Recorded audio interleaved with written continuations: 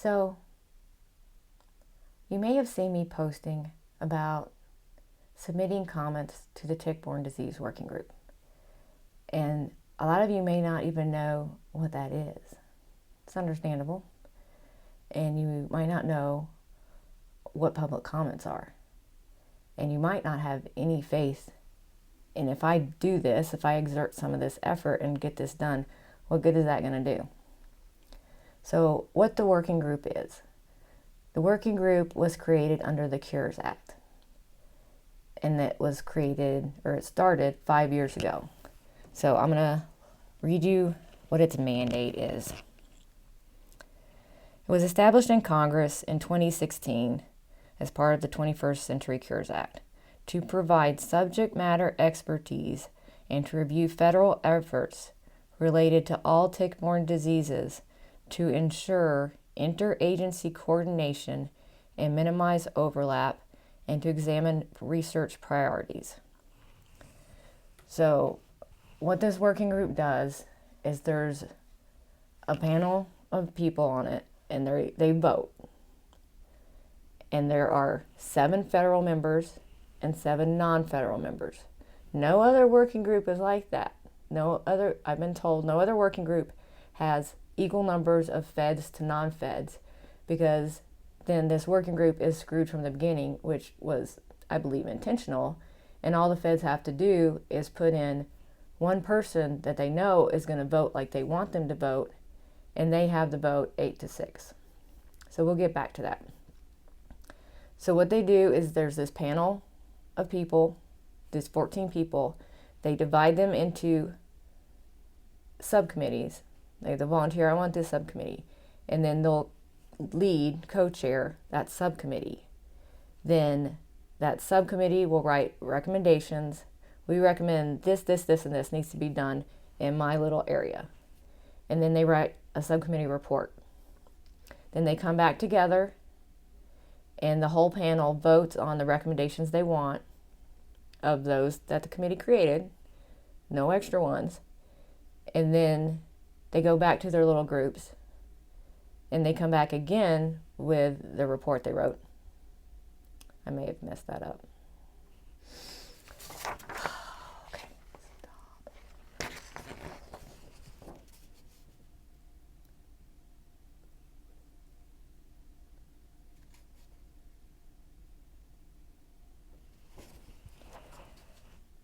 Hi guys. I am here to talk about why I'm bugging you about submitting comments. What are these comments? What is this working group? What is TBDWG? And why in the world should we even bother? So, what is the TBDWG? It's the Tick-Borne Disease Working Group.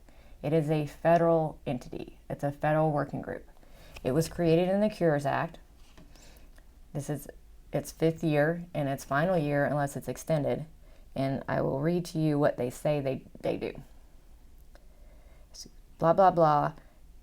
Created as part of the 21st Century Cures Act to provide subject matter expertise and to review federal efforts related to all tick-borne diseases to help ensure interagency coordination and minimize overlap, and to examine research priorities. Okay, that was a bunch of words. To provide subject matter expertise. Okay, tell us what's actually true and not true about the subject. You guys go get the experts and tell us what they say. Review federal efforts related to tick-borne diseases. Look at what the HHS, CDC, NIH, military, all these people are doing related to tick-borne diseases. Help ensure interagency coordination and minimize overlap. Make sure all these agencies aren't doing the same thing and spending a bunch of money doing the same thing over and over again. Part of their mission also is to examine all the research that's out there, all the information, and summarize what it says. That's one of our problems. So that's what this working group is. So it's a federal working group. The feds created it. Now, when they created this one, they screwed us from the start. So I've been told that other federal working groups, like for other illnesses or other deeds and stuff, they weren't created like this one. So this one was created to have 7 federal members and 7 non-federal members. So when they vote on things, that's 7-7. But the 7 federal members, which already no other working group is like that, I'm told. There's more non-federal members than federal members, which is as it should be, because the federal members have an agenda. And so, okay, lost that train of thought. You know how that goes. So the federal members, they get to choose the non-federal members. So these 7 federal members, they get to choose who the 7 non-federal members are. And you know, some of these guys, this isn't their main thing. This isn't their main job. So who's picking the list? Who's making this list up of, we want these guys to be our non-federal members?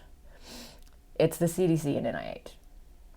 So they give this list of who they want to be the other guys on the working group to the HHS secretary and assistant secretary.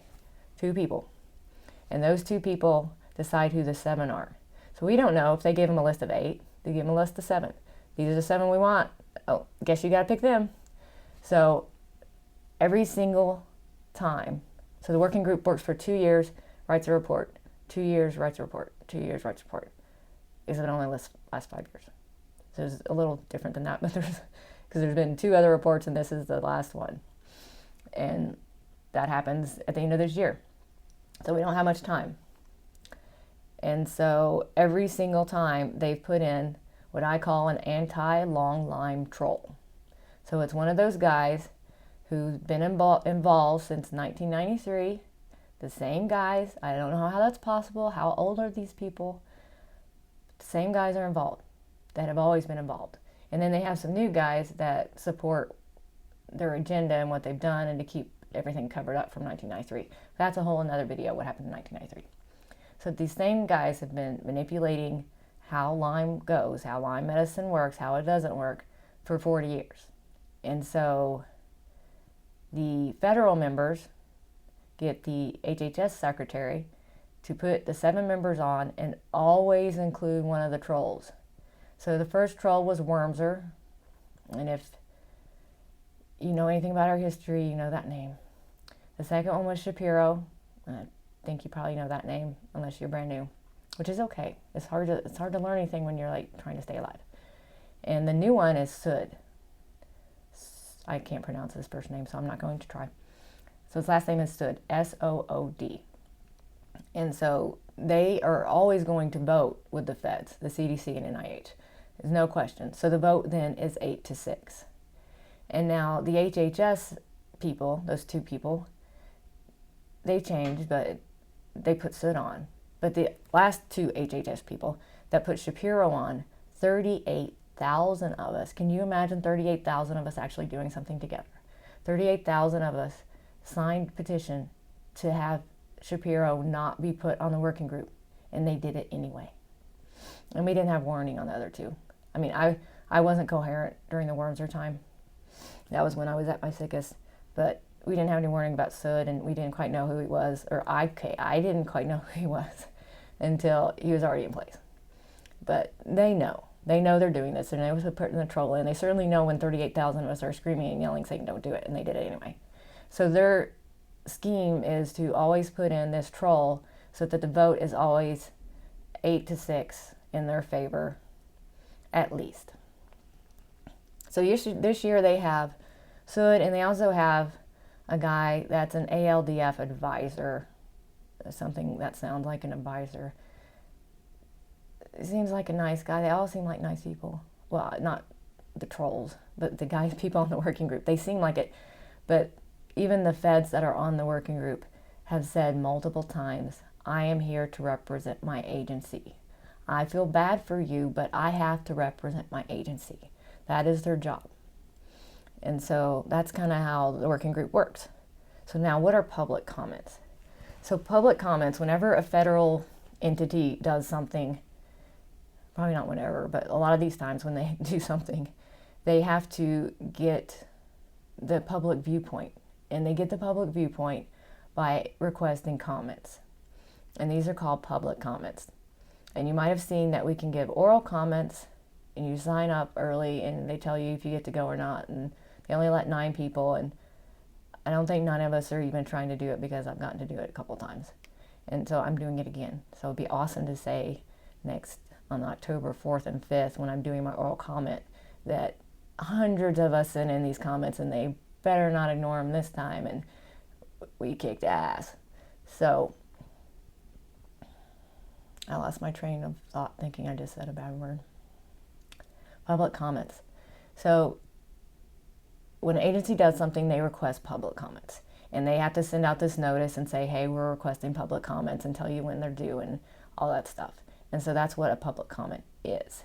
And what you want to put in the public comment is something about the effort. So we know what their mandate is, and a few of us that have been watching what they've been doing know a lot of things are bullshit, and we know what's bullshit in the whole Lyme medicine arena, and that's the stuff we want to point out. So this year, why is this public comment thing such a big deal, and she keeps going on about it? Well, this is the last year. So this is year 5. Unless the working group is extended, the working group ends. And what the report to Congress says is all Congress and the public in the United States, but a lot of other countries base their Lyme medicine on the United States. So all anyone's ever going to be told is what is in that report to Congress.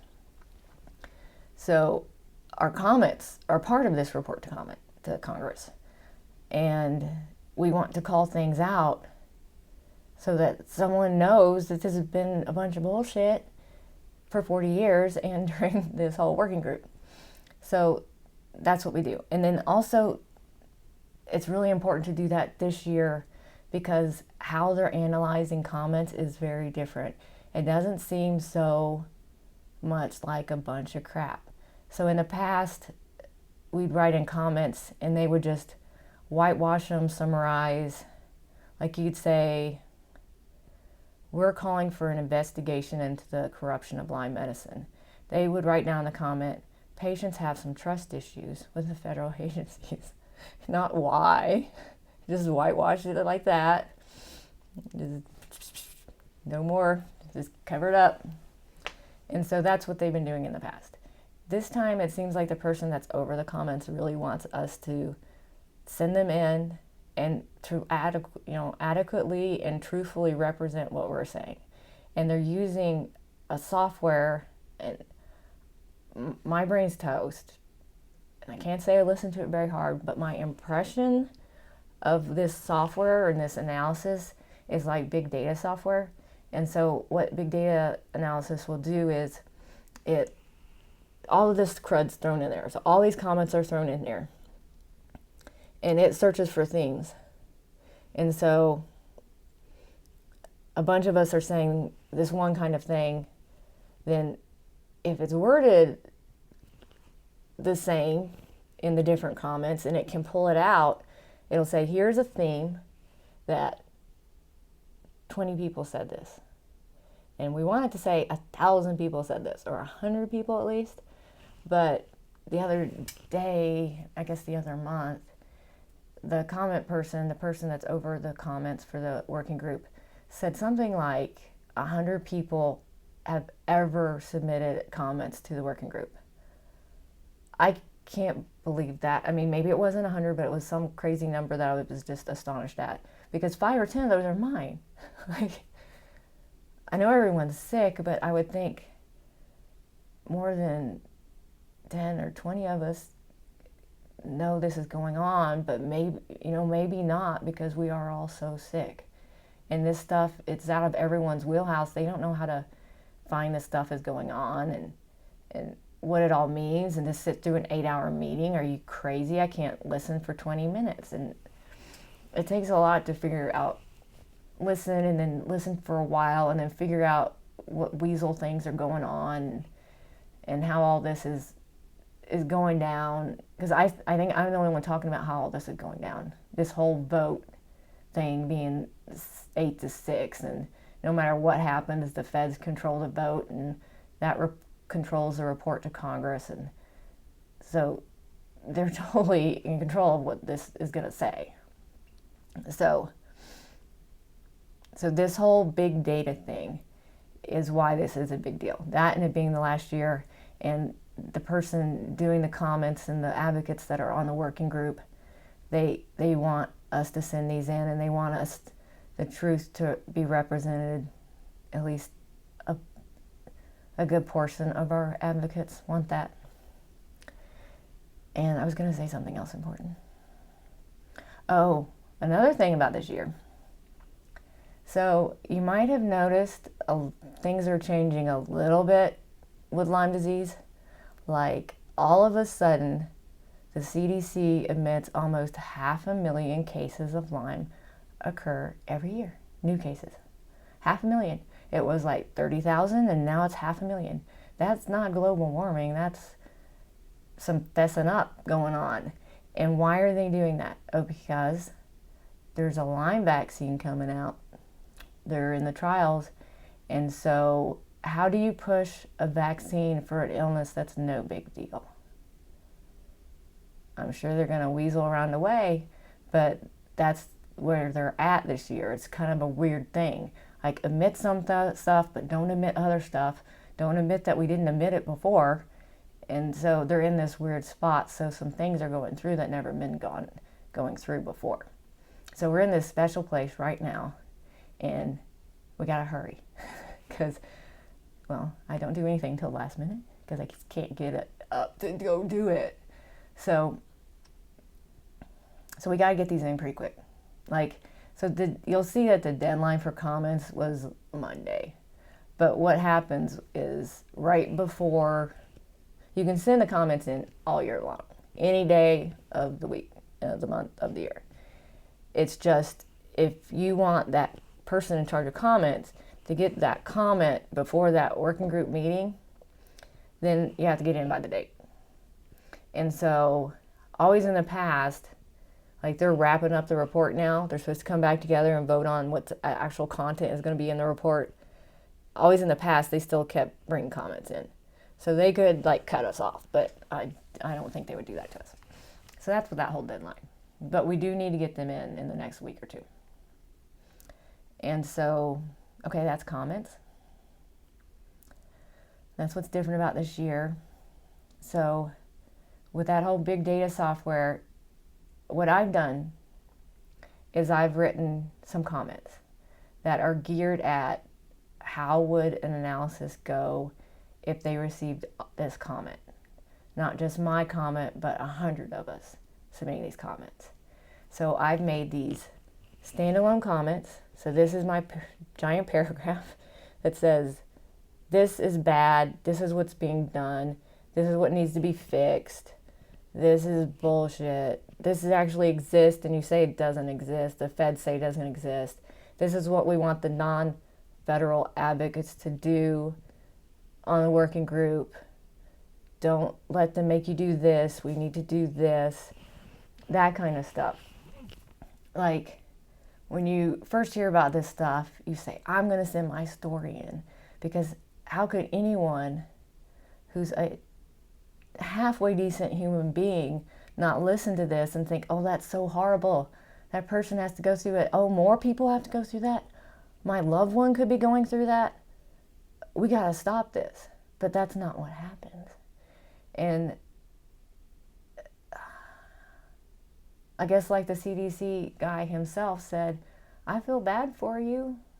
He said long Lyme disease is a medical travesty, but the CDC agenda is only to be worried about or do things about or anything about acute Lyme. Pretty much, I feel bad for you, but you're screwed. Sorry. And he said that in 2020 in the working group. So more stories aren't what we need to do. I think any of us, it's their right to get their story documented. Get your story in a public comment and That's my story. That's what happened to me. It sucked and it was wrong, and I just want it documented. Everybody has that right. But what I've written up is something geared at that big data stuff, so that it'll be very obvious, this is our comment. If you whitewash it, you're an absolute asshole, because it's very clear what this says and what I'm talking about. And then the big data will pull that theme out when it sees, okay, that's definitely a theme, and now that person has that theme, and that person has that theme, and that person has that theme. 100 people have this theme. Here is a giant theme that 100 people sent in. So that's what these are written like. So I've got 3 different sets of these comments, and that is because they only allow us 4 pages. There is so much going on and so much wrong and so much that has gone on that 4 pages isn't enough. So I've got 3 sets of them, and they're not my story. They're not just what's happening to me. They're what's wrong, what we need fixed, what exists that they're saying doesn't exist, all this stuff for all of us. So it's not my document, it's everyone's document. And that's how I wrote them. And so getting them in is the challenging thing, because everybody's so sick and technology passed us by, and it's like, I don't know what they are, but 2, how do I get them? Where are they? Then what do I have to do to send them in and be according to the rules? So that's the challenge. So I have them on Google Docs today, and I had them in Dropbox, but that's being challenging for people. So Dropbox is just both of them. Google Docs and Dropbox is just this place. So think of it as like a mailbox, or just a box. Forget the word mail. That's going to be confusing. It's just a box, and it's sitting out there on the internet, and you can get to it, but other people can't get to it unless you send them a link to it. And then once they have a link to it, they can get to it. And they can't get in and mess it up, because we could easily get it all messed up by accident. Like, boom, I can do that on my own. But they can pull it out, and then they can send it in. And then the rules with sending them in is 4 page max. That's all we can do. So we have to do this 3 different times. And then you think, if you're the person, this very nice person that gets these emails, that they just work there and they're getting the emails, and then all of a sudden they're going to get 3 from each person, or if I'm starting to sending them on behalf of people. So let me know if I can send one on for you. I'll put your name in it. I'll get to that in a minute. It'll be your thing, but it'll be from my email address. So they're getting, all these emails, 3 different emails from one person, and they're used to not getting any comments, and all of a sudden they're getting 3 comments. So we have to distinguish the emails, but they make us put a subject line in that doesn't let us distinguish this is a second email. So we do that in the body of the text. So email goes to tick-borne-disease@hhs.gov. It has to have a subject line of written public comments - October 4th to 5th meeting, like that. I send the instructions out with it. And then in the body of the text, I say, this is one of 3 documents I'm submitting, because you guys have a page limit of 4 pages. And then I go, this is the second one. And then I go, this is the third one. And then if I'm sending it on behalf of someone, I make clearly right at the beginning, I am sending this on behalf of this person's name, or anonymous. You can be anonymous, because they're going to publish your name with your comment. And it's not like, it's not showing up on MTV or something. I guess that's really old, show my age. It's not showing up on Entertainment Tonight, I guess. So it's there, it's out in the world that that's your comment, but there's a limited number of people that would ever see that comment. And then it has to have your city and state, so that I can't go out there and create 100 emails and send the documents in 100 times and it not be real people. So they at least want a city and state, but you can be anonymous. And so that's everything. But I thought I'd go about, so I didn't forget things this time. I thought I'd look at some of these comments with you. So I discussed the whole what's wrong with the federal working group. So one of these comments, okay, that's a good one. One of these comments is, hey, this working group's been manipulated from the start. And you can't tell me that it hasn't, because no other working group works like this, where there's many feds as there are non-federal members, and then the feds pick the non-federal members, and then the feds pick a troll and put them in so that the feds always have the vote. So it's been manipulated from the start, and we need a new working group. We need it extended, but we also need a new working group where the non-federal members have control, because this is BS that the feds have controlled this thing for 5 years. So that's one of the comments. Oh, another comment. So the feds like to say in these working groups, they like to use weasel words, and they like to say things that aren't true. So one of the things they say that isn't true is the science doesn't say this, or the science doesn't say that. So the science doesn't say that Lyme persists. So if you've seen the petition by Carl Tuttle, awesome guy, works so hard for us. He has hundreds of articles, like I'm guessing 400, 300 to 500 articles. So over 100 of those articles, I think 128 or something, are about persistent Lyme. So they're saying the science is still out, or the science doesn't exist. And here it is, a guy who has Lyme disease, who is enduring, fighting to stay alive, fighting to do all that he does for us. And he's found hundreds of articles that they say doesn't even exist, and they're peer-reviewed studies, they're scientific articles, and they're saying they don't exist. Like, one, that's obvious BS, and two, why are they doing that? That just shows this whole, it's not ignorance. Lyme disease has not been so stupid for 40 years because of ignorance. Like, right there. Hundreds of articles exist and they say they don't.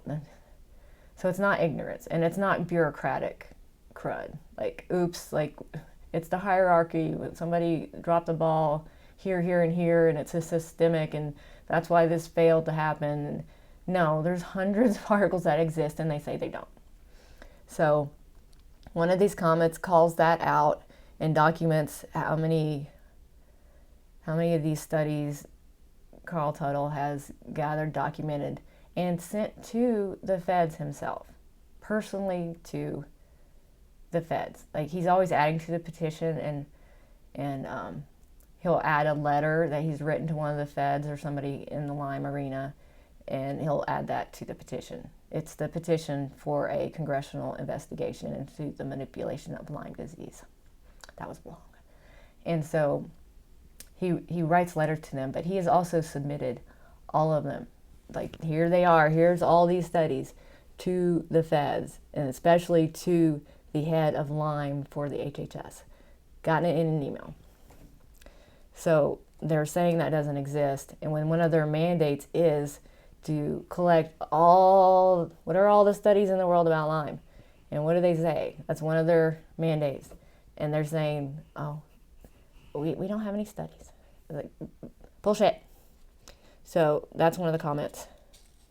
Oh, one of my big comments, that's like page and a half, is the federal, okay, so most of these we're asking the non-federal members to do these things because the federal members won't. The federal members will pretend like we never even said this.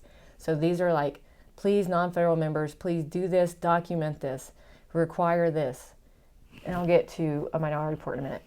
So we're asking them to do these things. So we want them to document that this needs to happen, right? Because that's what the members are doing.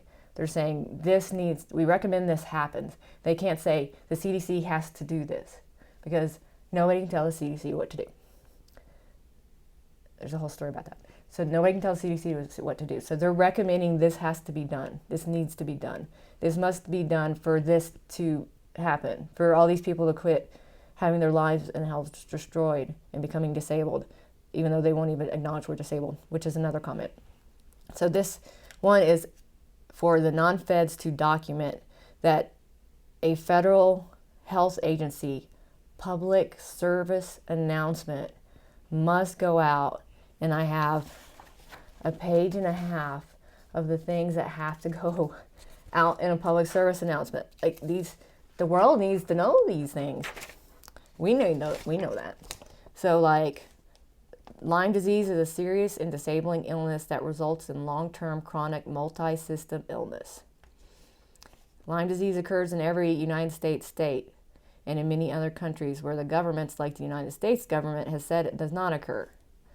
Lyme disease results in over 300 illnesses, neurological, immune, and neuroimmune illness, and cognitive and mental health issues. That anyone with all these different illnesses, including long COVID, which is something we can really tap into right now. There's all these sick people that could have had diagnosed Lyme, and that's what's COVID was their last straw, and now they're sick. We're calling it long COVID when it's long Lyme. So, and all the other ones like ME, CFS, fibro, chronic pain, Alzheimer's, cognitive and mental health issues, dementia, lupus, MS, all this stuff. Those people need to be told that, hey, you could have a problem with Lyme and you need to get to a Lyme doctor, and you need to get a non-CDC Lyme test, and health insurers, you got to pay for it. And there's like separate in here and other comments about the whole they don't pay for it BS. So another one is Lyme disease is not a psychosomatic illness. It is a very real and caused by, I have an extra A. It is very real and caused by infections. If you haven't said in your comments yet, you won't have that typo. I went through this 3 times and my brain was like, oh, it broke it. Another part of, so I put some stuff in the public service announcement that's kind of like, they'd have to do something and then they'd have to announce that they did it. And that's one of these. That a special ruling for long-term disability is being written, and real Lyme disease advocates are participating in that, in the majority in that. So that goes with one of the comments. So there is no ruling for Lyme disease is one of the illnesses that can disable you. And that causes us not to be able to get federal disability and not to get private disability. So a lot of people think federal disability is just the problem. But if you paid in so that you had private disability insurance, so that if anything ever happened to you and you could no longer work, and they would have to, pay you 60% of your salary for the rest of your life or your working life, then they can deny you. Oh, long Lyme doesn't exist. Oh, you tested negative on a CDC test. You don't have Lyme. Oh, it's psychosomatic, so you're not really sick. When somatic means you have real symptoms, and so you are sick. But they pull that one when they deny you, because people get scared off and they don't pursue it, so they get to just do that. Because if you didn't know, the law ERISA makes it so that private disability insurers, never have to pay more than they would have had to pay if they honored your valid claim. So they can deny everybody all day long and nothing's going to happen to them. If you sue them, they will only ever have to pay what they would have had to pay you if they hadn't denied you. There's no penalties. And so even if you sue them, they're going to try to scare you and say, well, you're going to have to pay our lawyers if you lose, and you're going to lose. And so they get to deny you like that. So that's one of the comments. Oh, another one is about Lyme disease education. So in March, I think it was March, so we'll just say in 2020, the working group guy that works for the CDC so the CDC representative, one of the federal members, he said that they can't educate people, doctors, okay, they can't educate doctors about long Lyme because it would confuse them.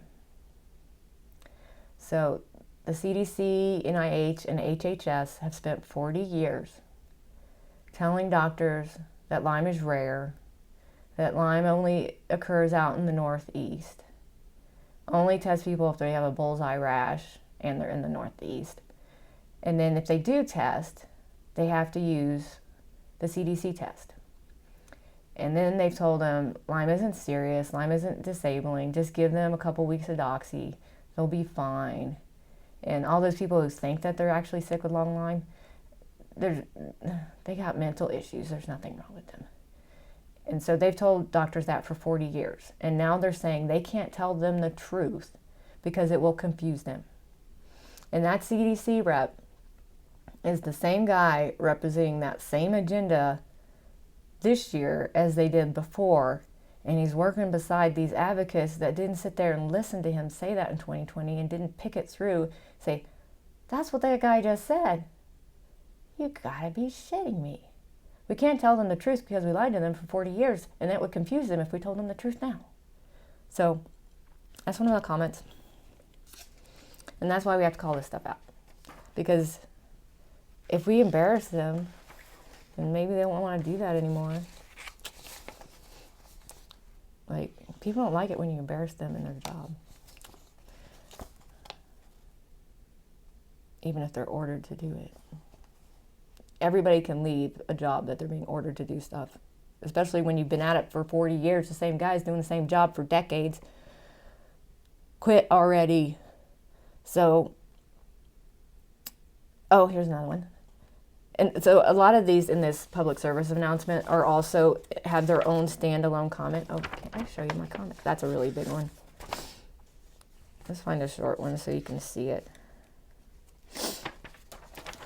Here's a short one. So, say this is a comment. If I actually circled it with my finger. And then this is bold. So that's the theme. That's the subject. That's, hey, this is this comment. This is what we're saying. We want this. And then this talks about why that's a thing. So, I could not be a weather person. No. So, I was going to go over something cool. It's really hard to talk to yourself like this, by the way.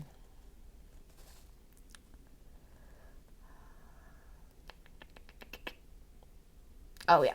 Okay, so it's in this public service announcement list, but it's also has its own, probably like 3 comments. So some of the comments are about, okay, all these guys that manipulated Lyme or supported that manipulation, and they know they're doing it unless they're like, don't know any medical science stuff at all, and they shouldn't be in that role. So common sense would be the feds are full of crap, and the IDSA and ALDF. So some of these comments are those guys supporting for 40 years, the guys that did it, do it, or supported it for 40 years, this whole corruption of Lyme medicine, those guys are out.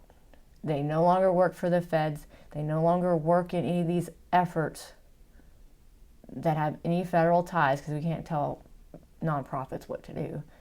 So anything that has a federal tie, these guys are not part of that anymore. And then no more federal research funds for these guys that keep publishing these crap studies that are not good science. They're a bunch of crap just to put out a publication that says a bunch of conclusions that aren't true so they can support this false Lyme agenda that they've been putting out to the public for 40 years and the medical community. All those guys are out. No more. So I go into that quite a bit. 2 or 3 different comments, one really long one. Because it's kind of like 2 different things. People that work for the feds, that work with the feds, and then the ones that are getting all our money. Like, I think it was Wormser. He just got like $1 million grant and stuff. Wormser. Like one of the bad guys. I don't know if it was Wormser, but I think it was Wormser. So, see if there's any more. So I do have one about the investigation. So that scared some people, but I mean, okay. One reason to put that in there is because Carl Tuttle's petition for calling for an investigation, a congressional investigation into the manipulation, corruption, not sure what it says, of Lyme disease by the CDC, IDSA, and ALDF. I don't know if he names them all, but that's who's involved. Must be investigated. So that petition, almost 100,000 of us have signed it. 100,000. That is huge. I mean, people, we can't form sentences a lot of the time. And that's gotten 100,000 signatures. So this says that, and it talks about it a little bit. And in case you don't know what all that is about, so there were publications in the 80s and the 90s. And Alan Steer's name was on some of those. It's a big name. And they said the truth about Lyme. They said that testing wasn't going to work. Lyme, well, it didn't say testing was work. It said that Lyme was zero negative. So people, if they took this CDC Lyme test that they eventually approved and they knew this was going to happen, that those people would show up as being negative because it makes your immune system quit producing the antibodies, and it's an antibody test. That's probably not technically perfectly correct, but that's how I say it and think of it.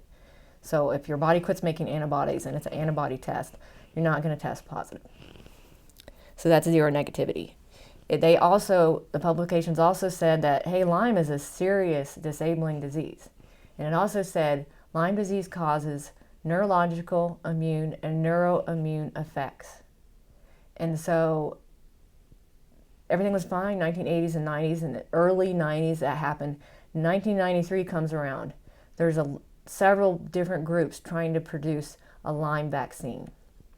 And for a Lyme vaccine to go to trial, you have to have a test, and there was no test for Lyme disease. So that one, they had to get a test.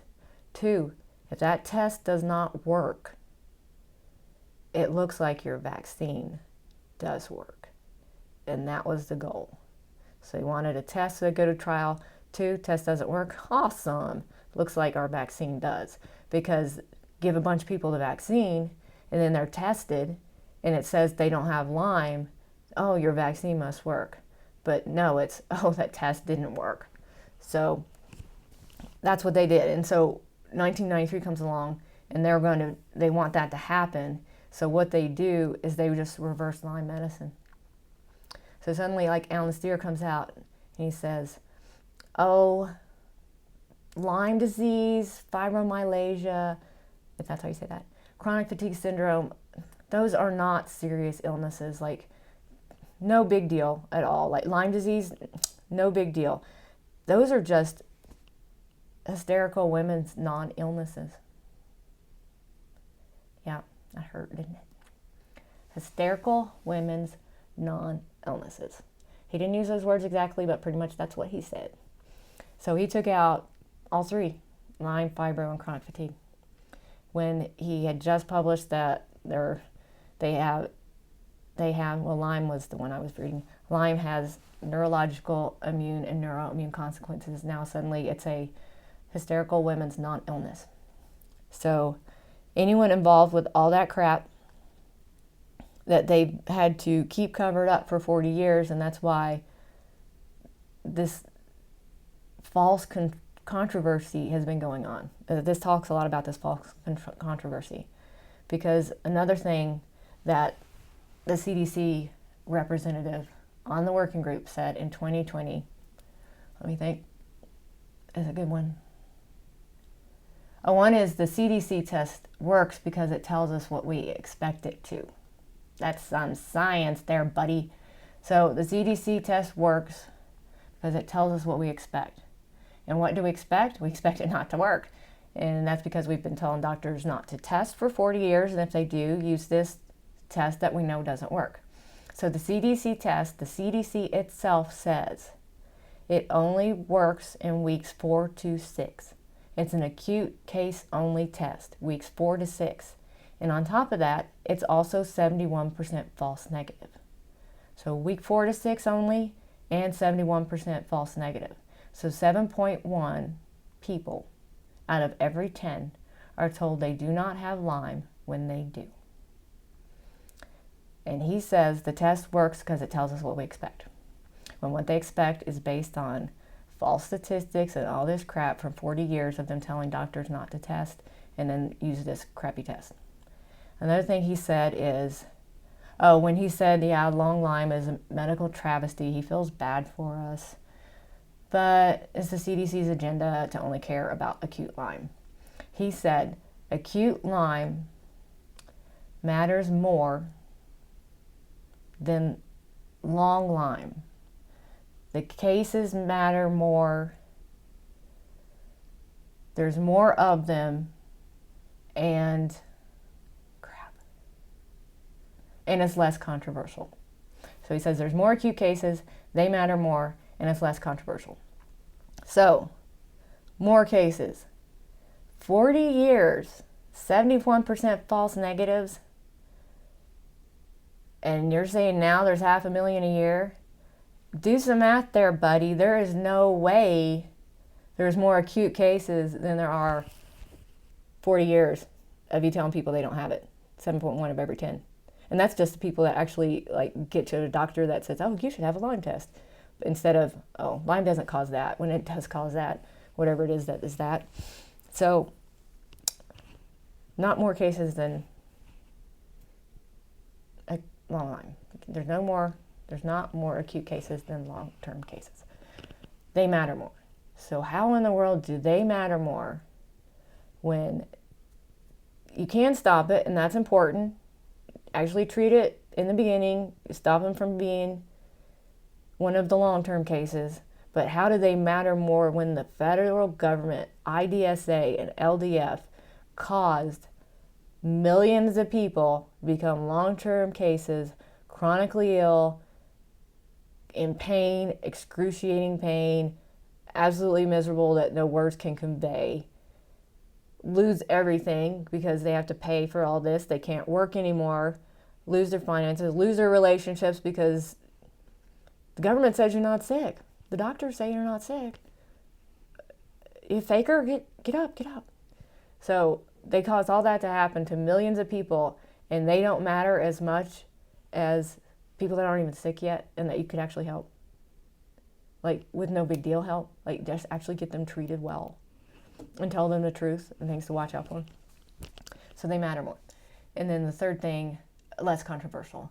When they created the controversy, they created it. It didn't exist. It's false. All these things, persistent Lyme, we haven't proven persistent Lyme, or Lyme is proven, our experts say Lyme is proven not to persist. The NIH said that, this working group. So, ignoring the whole Carl Tuttle hundreds of studies. So, they created the controversy, but they like to say it's controversial. We can't do that as controversial. So that whole false controversy does wonders for them. They can't do that as too controversial. So they can't update the website about long Lyme, or they can't tell doctors because it'll confuse them and it's controversial. All this crap about a controversy they created. They created all this to back up that whole reversing Lyme medicine and making testing fail so the vaccine could go to trial and appear to work. So that's a lot of politics, and that's a lot of get dumped on at one time. But you can just, I hate to say take my word for it because who am I? But okay, people a lot smarter than me say this is what happened. And I've looked at the stuff and it sure looks like that's what happened. So, and even if you don't like that, you could take those comments out if you don't like them.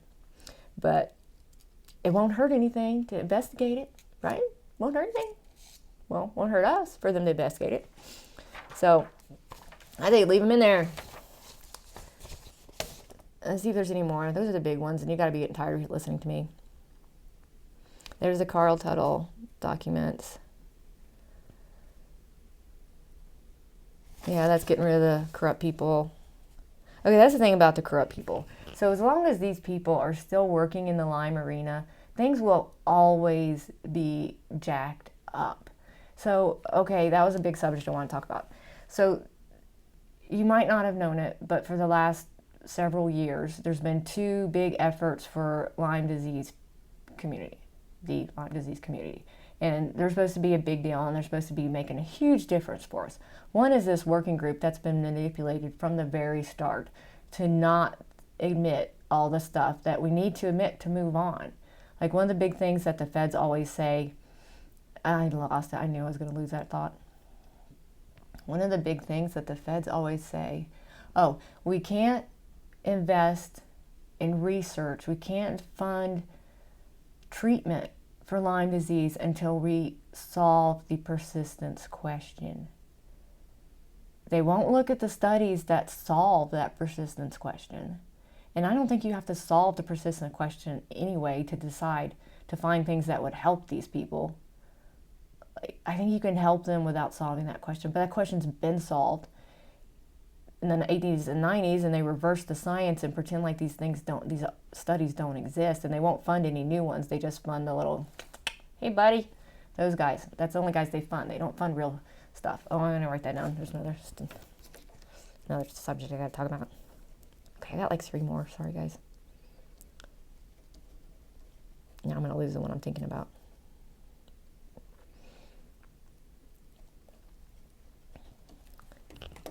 Yeah, I lost what I was going to say. It's gone. Oh, yeah.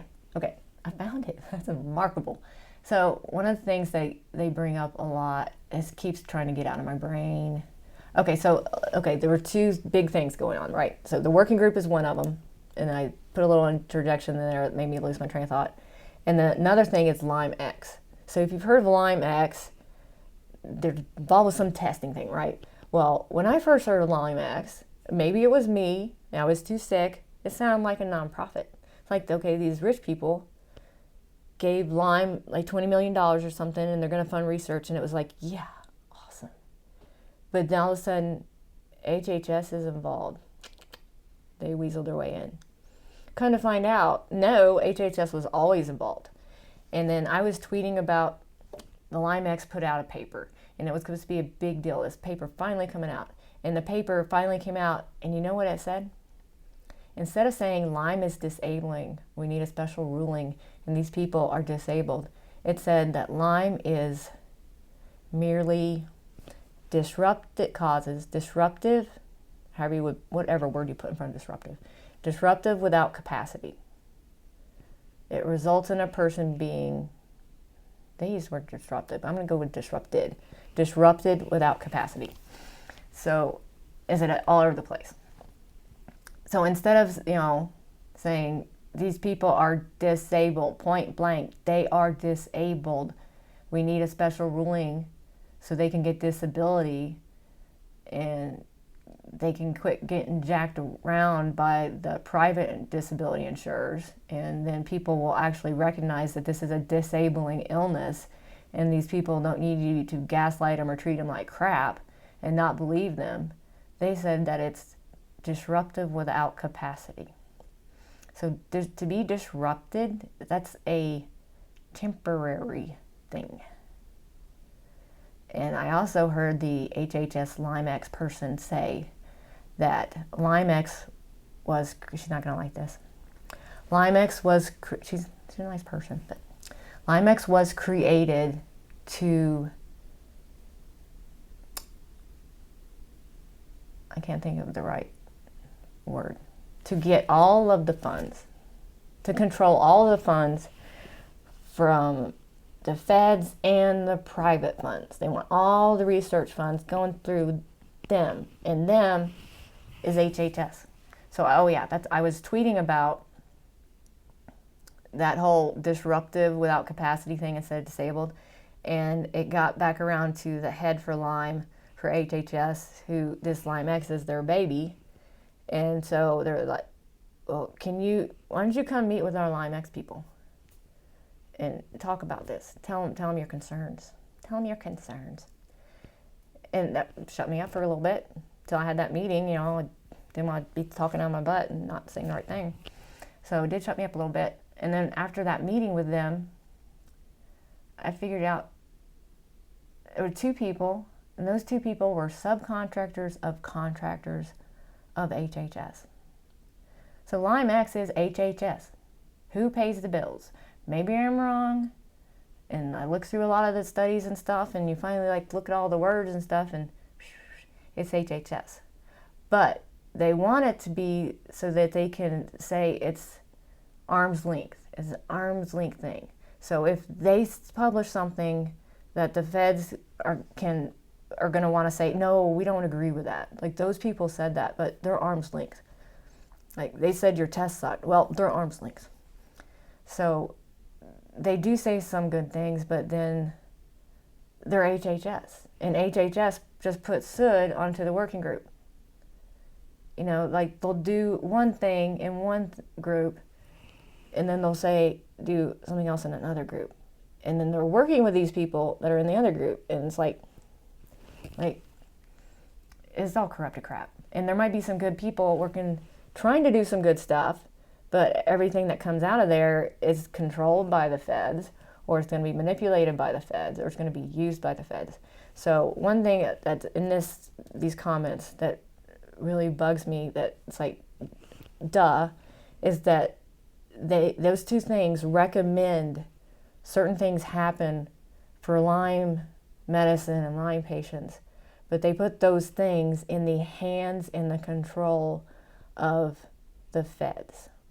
So like, one of the Lyme X recommendations was, okay, we'll do this, create this thing, and we'll be the ones that tell patients what doctors they should go to. Like, we'll know who all the doctors are, and we'll tell the patients which doctors they should go to. And like, hell no, I don't want HHS involved. Like, no. Corrupt assholes for 40 years, controlling everything, and you want them to control these new things that actually might sound good till you just said HHS was going to control it. No. So, you know, or putting them in control of education efforts when they just said, like, they can't educate people because it'll confuse them.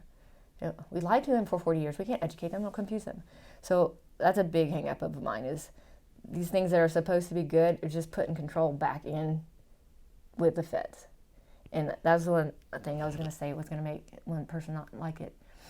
So their reason for saying, or their explanation of this whole statement about Lyme X was created to control the private and federal research dollars. They didn't mean control, they meant harness. To harness something is to control it. Put a harness on a dog. Why do you do that? To control it. I'm impaired, but I'm not that impaired. And they said that the reason that they use disrupted without capacity is because they didn't want to use labels. They didn't want to use the disabled label. Okay, I know certain people feel very strongly about saying they're disabled, but you don't have to go like with t-shirt, I'm disabled, but you need to be able to document you're disabled to a federal agency that can give you disability before you can get disability. And so they avoided using the label to be politically correct or something. I'm not going to go there. I don't want to hurt anybody's feelings. But that's what they were saying that they were doing, is to avoid labels. And in doing so, they screwed millions out of being able to get disability. They didn't go fix the disability process, so you didn't have to have a label. But that's how it works right now, is you have to have the label to get it. So that was the whole story. So, okay, 2 more subjects. Another thing, one of the topics of these is all these tests. So all these studies. So the problem with studies, and it will continue to be a problem, is that all these studies require CDC positives for the participants. So they have never studied people with long Lyme unless they happen to still test positive. I know there's a few out there, but so if you have to have a CDC positive to get into a study, and all the participants have to have the CDC positive for that study, a study has never studied the people that actually got so sick that they no longer test positive, which is us. Most of us. We still love you if you test positive. So I don't think anybody's going to listen to this far in here. Send me a smiley face if you do. So all these studies that they cite, and they like to say one thing or another, that's the giant flaw. So another comment, I'm going to slip another one in here on you, is about this Kempler or something like that, but there's like 2 or 3 of them, where, and NIH pulled this out this time. Oh, I didn't tell you about the subcommittee. Writing that down, because I don't ever want to have to do all this again. So, I lost it.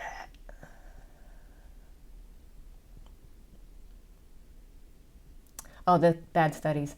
So the NIH likes to cite these, even though in 2020, really awesome advocates, smarter than all these other guys, said, okay, those studies were crap. I told those guys those studies were going to be crap before they did them, and they did them anyway. And anyone who is as much of a scientist knows their studies are crap. So they did the studies anyway. And those are the studies that they cite to say long-term antibiotics don't help long Lyme patients. Okay, their study was 1 antibiotic. One at a time, or 1 the whole time. And that whole time was like 2 months. Maybe it was like a little longer, but I think it was 2 months. And so 1 antibiotic for 2 months. And that's how they're saying long-term antibiotics don't help Lyme patients. Now they're sticking on it even hurts them. Because everyone knows long-term antibiotics hurt people. So that's not part of the study that it hurts them. They just tag that on now. And so, because it was only 2 months. It's not going to hurt you that bad. Like, get some probiotics, dude. So that's the new thing. That's the new thing to be saying. And then they all were like 1 antibiotic for a couple of months. And they're saying that they proved that antibiotics don't work. And then the other part of that is, at least one of those studies, Carl Tuttle wrote all about this. I believe that was him. They used a measurement of if someone is better or not better. And maybe it was for a different study with a kind of a twisted thing that still screwed us. If they were better or not better was based on this analysis that nobody uses. Like, you don't do it that way. Like, maybe it was they got better. Is saying that they got better after 2 weeks. And their better was that they said they were a 9.5 that day instead of a 10, on pain or something, I don't know.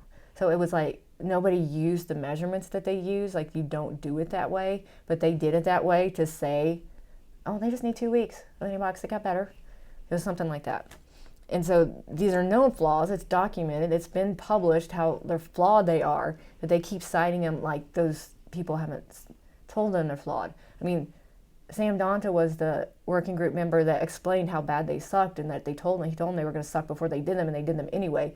Sat there in the same room with them, maybe it was online, sat them in the same meeting with them and told them to their face, and they're still going around citing these studies like they're legit. So that's one issue. Since we're on the test one, I think I only have 2 subjects left. So the test one. So you might have, this is back to LymeX. So LymeX has this diagnostics challenge, and they're gonna like give some people some money for creating a new test. I don't know if it's enough money to do them a lot of good. I don't know how much it takes to create a test, but it certainly helps them, right? So, but, giant but, huge but, they have to validate these tests. They have to be approved. And even, so they finally put out some measurements of what's going to make this one be a good guy and this one, he didn't do so good, that kind of stuff. And the word validate's in there. Or, yeah, I think it's validate. So to validate a new test, the FDA has to do that. But even to validate who's the winner and who's not the winner, you have to measure it against something. It can't be like, well, that one makes me think of puppies, so I like that one better. Like, you have to have some way to measure it. And so you're going to measure it in two ways. Crappy CDC test, which is an acute only, week 4 to 6, 71% false negative test, or there's something called the Lyme serum.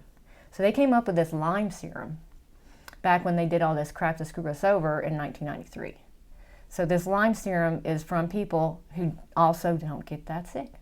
I mean, they probably had to be CDC positive to be labeled, this Lyme serum is from a positive person. And they were CDC negative, this Lyme serum is from a negative person.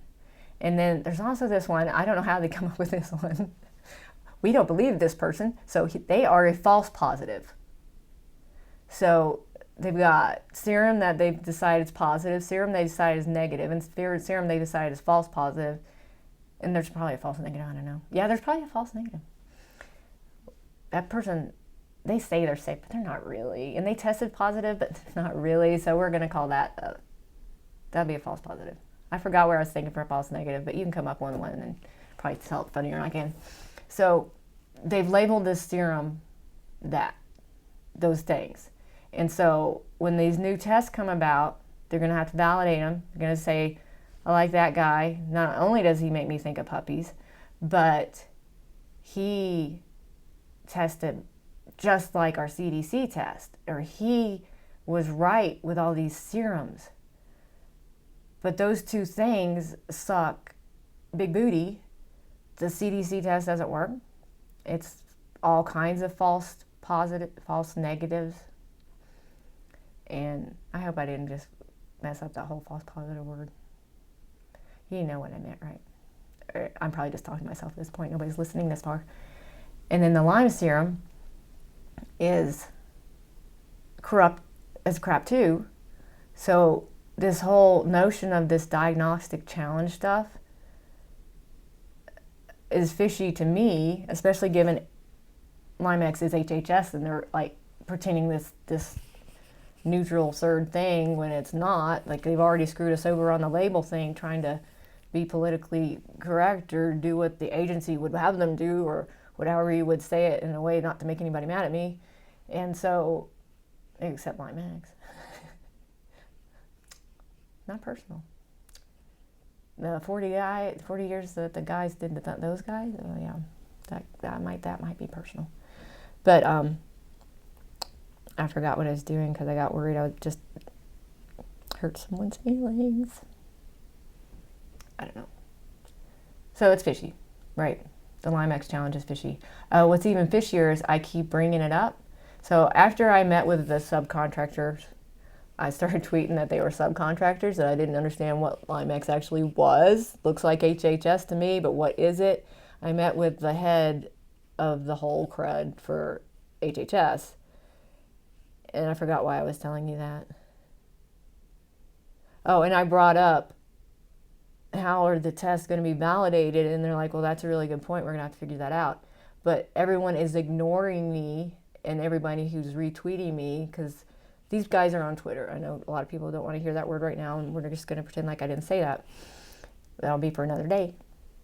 And, but that's how I've gotten this attention. And so they acknowledge that's a thing, but for a year and a half, they've ignored that thing is actually a thing, and they're just talking about the diagnostic challenge and trying to get all these people to submit their new test that they're just going to screw over and say it doesn't work when it does work, because if it works, it will have too many false positives. And they're going to say it's too many false positives, it didn't work, and that person's test is destroyed forever. I thought of another subject, but it's not in my comments. Oh, I can loop it around.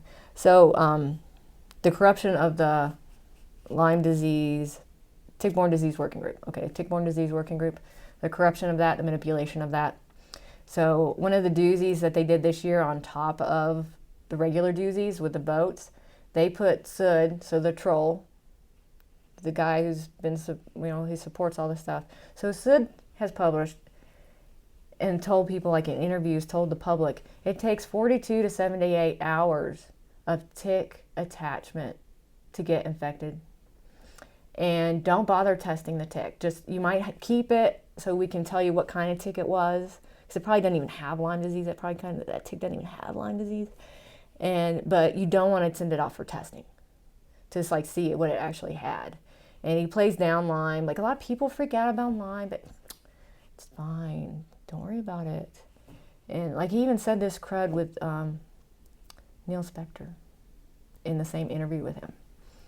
And so a bunch of stuff like that. So they took that guy Sud, put him on the working group because he's going to vote like they want him to vote.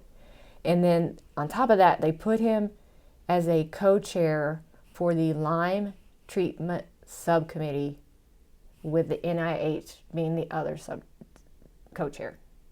So the NIH and the troll are the co-chairs for the Lyme treatment subcommittee. Are you kidding me? That's like the worst thing that could happen. It could have been the CDC guy instead of NIH. But it's like the NIH is taking the lead this year. Like last working group, the CDC guy came in.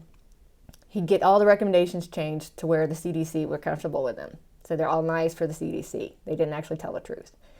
And then he steps back. And then the co-chair, so he was a non-federal member, which was he was a troll in my opinion. His title involves something that sounds like bioweapons, but I don't remember what that word was. Like Texas University and some word like bioweapons in his title. The subtitle is that. That guy was the co-chair, and then Shapiro came in, swooped in, and then they attacked all the chapter content. So they dissected the chapter content and got all the chapter content removed, and then because the CDC guy had already removed all the recommendation stuff they didn't like. So that's how they tag teamed. So this year, or this working group, it's a 2-year thing, CDC guy seems to have stepped back, and it's the NIH guy. He's working with Sud, and he's going to be doing the bad stuff. So, and he said some bullcrap already. And I don't know where I was going with that. That's how that works. Oh, so that's one of the worst things. So he's over the Lyme treatment subcommittee, one of the worst things. And so you're like, well, why is that so bad? So how the working group works is, the point of the working group is to write a report to Congress. So I've done this video a couple of times now. Like, I live streamed it and it didn't work so nobody could hear me. It's really messed me up because now I feel like I've said everything and I probably haven't said everything. Or I'm repeating myself now when I have said that in this one. So sorry about that. So I just lost my train of thought. Okay, so there's a whole working group, 14 people. Then they have subcommittees. So Lyme treatment subcommittee, written comments subcommittee, physiology subcommittee, I don't know, some sciencey subcommittees. Oh, alpha-gal subcommittee. So there's other tick-borne infections. They can have their subcommittees too. And so one of them is Lyme treatment. It was treatment. So Lyme treatment is in there. And to me, I'm calling that the Lyme treatment because that's what I'm talking about. And we're the more people, so we get to help everybody, whether it's Lyme or not, because we have all those other things too. So they break into the subcommittees, and then that subcommittee goes, I did talk about this today. They go and they write the recommendations. And then they come back, they whittle away at the recommendations till everybody's happy with them. And then, I gotta talk about that, Minority Report. And then they go back to their subcommittees, and then they write this, their chapter, or their subcommittee report. And then they go in, they talk about that some. And then what ends up happening is the chapter in the final report to Congress about that one thing, the subcommittee thing, comes out of the subcommittee report. So there's not extra things. They started talking about this and I got excited, but then the NIH guy kind of pulled them back. Like, you can't add stuff, it just has to be in our chapter. So I'm not sure how that's going to work out, but usually you don't add, only what's in the subcommittee report can go ever into the chapters. So the non-federal advocates out there, they can't start adding stuff in because it's true and it deals with that subcommittee. It has to come out of the subcommittee chapter or report. So that's why it's so bad. Oh, and on top of that, So the NIH and SUD guy, all the other subcommittees, they invited experts on their topic to come and talk to them. The NIH and SUD guy, they invited experts to be their subcommittee. So the other subcommittees, they had their experts as subcommittee members, but then they ask other people to come and talk to them. So SUD and NIH, they were much more tight-knit. They invited all these experts, and that was their experts. And those experts were like Paul Mead and some other guys, I don't remember their names. But they're part of the 40 Years of Crap people. So Paul Mead, he is a chief at the CDC. He's still a chief at the CDC, despite what someone at HHS tried to tell me that he wasn't. He is.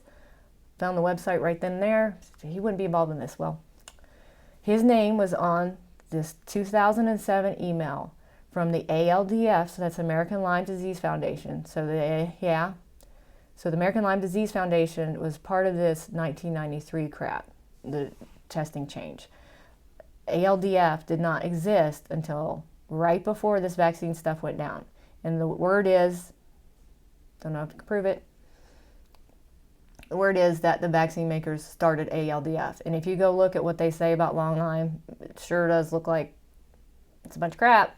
So this 2007 email from the ALDF, it says, okay, it's to all these people. To these people, like Shapiro and all the names that you would know after you've looked at all this stuff for a while. The 40-year people, the 1993 people, they're on this. And so is Paul Mead of the CDC, and I believe her name is Barbara Johnson. She's kind of like this Lyme test person. Like, that Lyme test is bad. We can't let that one in. And she actually, I think her name might be as a patent holder of the CDC Lyme test. CDC Lyme test, the patent holders are CDC employees or work. And so, I lost my train of thought. Oh, the email. So the email that has Paul Mead's name on it says, okay guys, since the science is not on our side, we are anti-long Lyme. We want to say long Lyme doesn't exist. Lyme doesn't persist and people aren't sick long-term for long Lyme. That's our whole stance because of that 1993 stuff where we reversed the science and made it so people don't know about this for 40 years. Our stance has to be long Lyme doesn't exist, and we're going to stick to that. So the science is not supporting that. So we have to wage a socio-political assault, and that would be on Lyme patients and Lyme doctors. So ALDF president guy, Fish, I think it's Fish, I don't know. So he's the ALDF president at a time, or at one time. He wrote that email and sent it to a bunch of people, and Paul Mead from the CDC was on it. Paul Mead was invited to be on this subcommittee by NIH and SUD. So just like they put trolls onto the working group, they put trolls onto this subcommittee. And we're not supposed to know that. We're not supposed to be able to say anything about it because they know they've got us silenced because we can't do anything because we're too sick. So that's why we wrote this. That's why a bunch of us have to send it in, because no, we are not too sick. We can do this, and I will keep trying until we figure out a way to get this done and get other things done. And just keep disclosing, because, okay, right now, people are very fed up with federal health agencies. They have figured out federal health agencies work on behalf of big pharma. So why is all this Lyme stuff like still manipulated 40 years later? Well, if all these people aren't diagnosed for Lyme disease and it causes 300 other illnesses and mental illness and all this stuff, big pharma is making a buttload off of us. So all these illnesses are caused by Lyme and nobody knows that. Then big pharma keeps making all this money because the cause of all this illness is never treated. So big pharma making a ton of money. And so people are figuring that out about big pharma. They don't know about Lyme specifically, but they're figuring that out about big pharma, and they're figuring out all these people with long COVID, okay, they are sick. This isn't in their head. Like, there's too many of them and too many people personally know someone who wouldn't be faking it. and they're like, and they're getting gaslighted, like, what is all this? And, you know, just the whole 2 years have people suspecting, like, what is up with all this crap? Like, this does not smell right. So people are out there looking for the truth. And we're going to bring it to them. And this is one of our projects. And this one really, really, really matters. If we could get a new working group that doesn't have 7 federal members choosing 7 non-federal members, and we can actually get truth published, that would be awesome.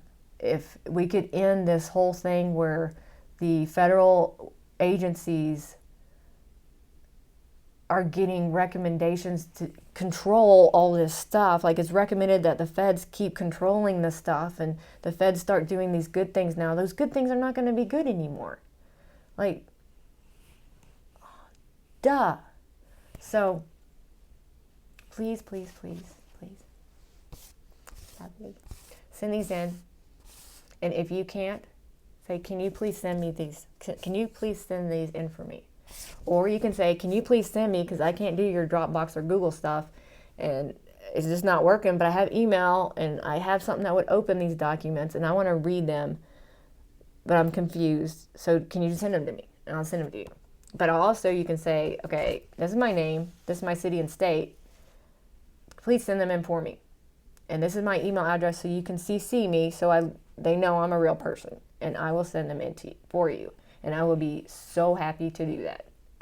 They're starting to come in, so that I'm sending them in for people. And I ask HHS, the person who is the poor person who's going to get all these, if that was a thing we could do, send them on behalf of people, because that's a new comment I'm going to be writing, is people are too sick to do this process. They're supposed to let us get public comments in, but they've not made it so this is possible for a bunch of people that are very, very sick and cannot follow steps.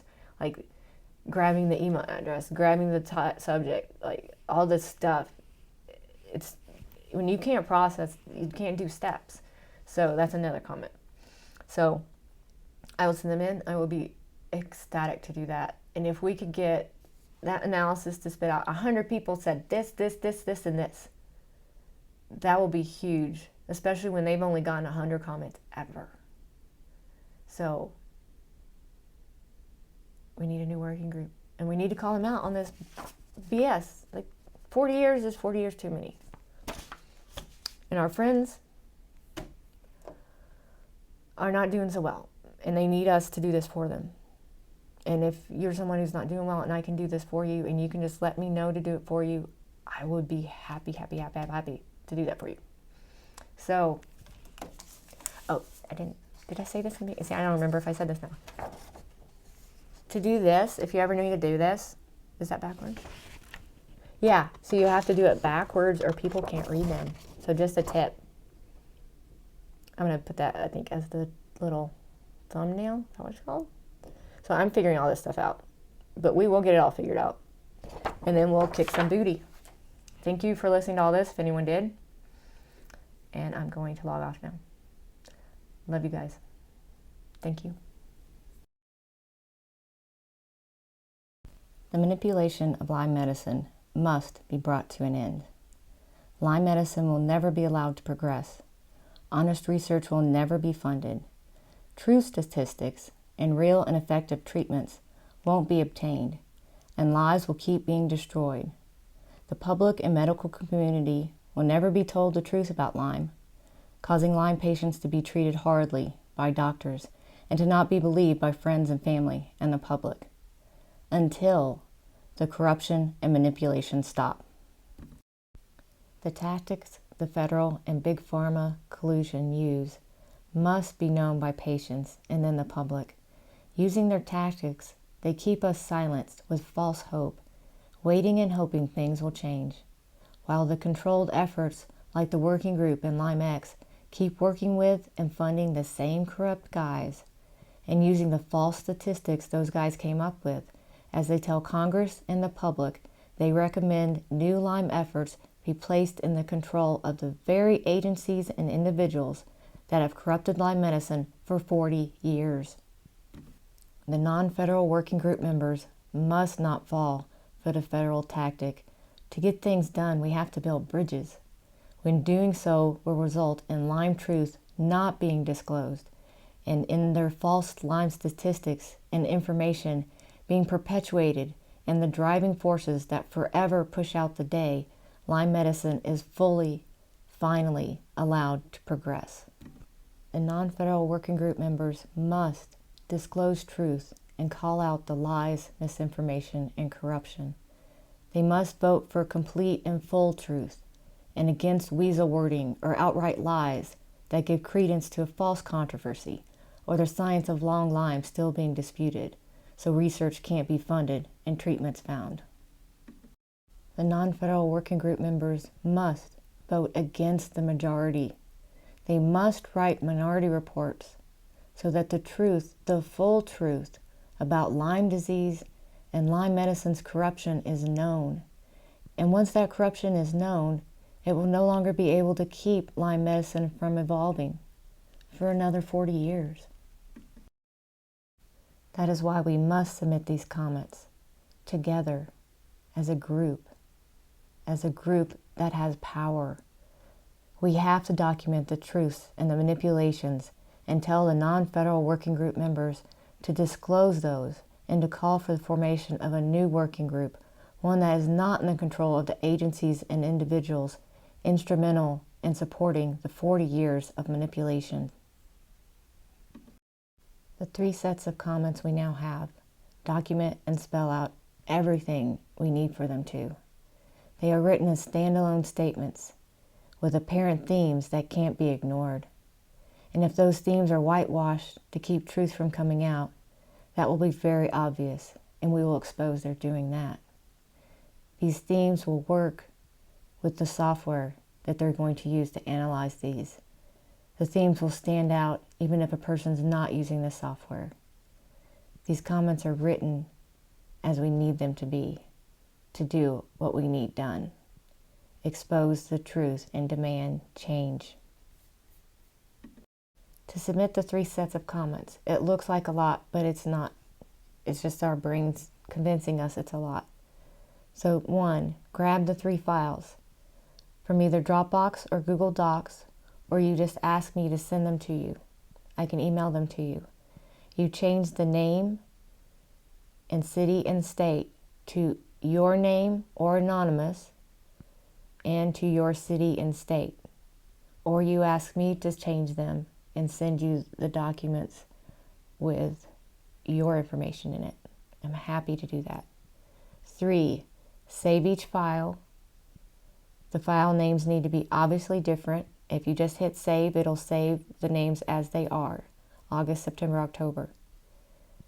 Send in 1 document per email. So number 4 is sending in the email. So you need a 2-line to be tick-borne disease at hhs.gov.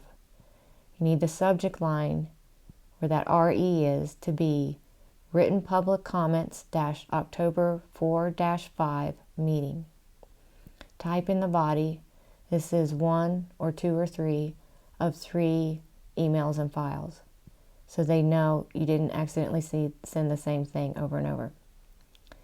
And now you attach 1 file per email, because they give us that 4-page max and they delete anything off the 4th page. So that's why we have to do these in different emails. And then you just hit send, and that's all you need to do.